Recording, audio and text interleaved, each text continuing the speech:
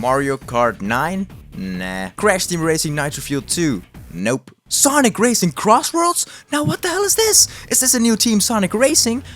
But why? I wanted a new Sonic Riders. I need a new Sonic Riders. This was some epic shit. You boot that bad boy up and it goes, I'm gonna hit you with Sonic Speed. And that fucking guitar kicks in and it's like, ba-now, ba-now, ba-now, ba-now, bam, bam, bam, bam, bam. And then Sonic is like riding on a wave of supersonic. Then he repeats himself 6 times that he's gonna do something. Then he says, I'm gonna show you. And you're like, the hell are you gonna show me? Then he repeats it 6 more times and he's like, I'm gonna show you, and you're like, you already said that, but it goes like, ba-dow, ba-dow, ba-dow. So you're completely sucked in by the music, but is the game any good? Hell yeah, you will probably have one of the best racing experiences ever. This shit's just epic. You're going down the track, hitting a sick trick, and boom, you get an SS. But if you really don't suck and you've been absorbing that god-tier rock soundtrack, you get an X for bug snacks. Now the items, cool. The roster, pretty big. The boost ability, absolutely nuts. You can even use it while drifting. This is phenomenal work right here. There's one problem though. This game does not tell you jack shit on how to play. They drop your ass in and they say good luck, and you know what? You're gonna suck at the beginning, but once you get the hang of it, holy shit, it is worth it. You rinse and repeat, hitting crazy ass combos at an insane number of tracks. We're talking 13 maps, plus 3 extra maps, and even 3 battle stages. This is the first Sonic Riders game, ladies and gentlemen. Released in 2006, what are we even talking about nowadays? Come on. I mean, it's just when you're done with that sick ass intro, you think, okay, it's over. You click start and you want to pick a track, right?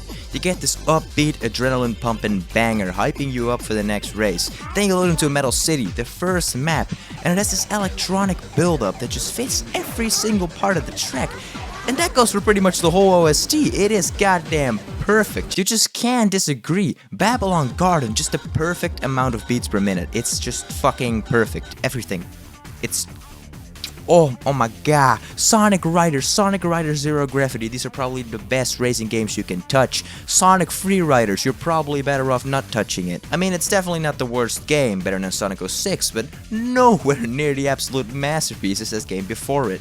You go bam, grab them coins, you go bam, hit a trick, boom, hit another trick, and you fall off your fucking board. Then you go grind your life away to buy that ridiculously expensive board, ride it, and then burn your copy of Team Sonic Racing. Also, the first 2 games, they have a story mode.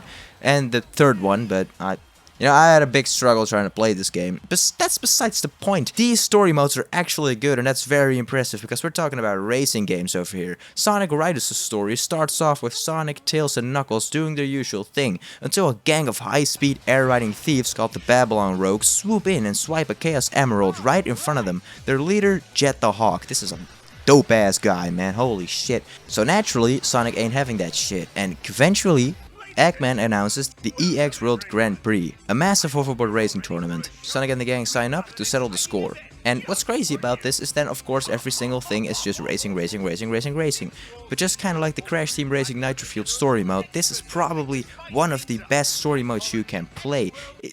For a racing game, of course, definitely not one of the best story modes, but it's a racing game with cutscenes and an actual story.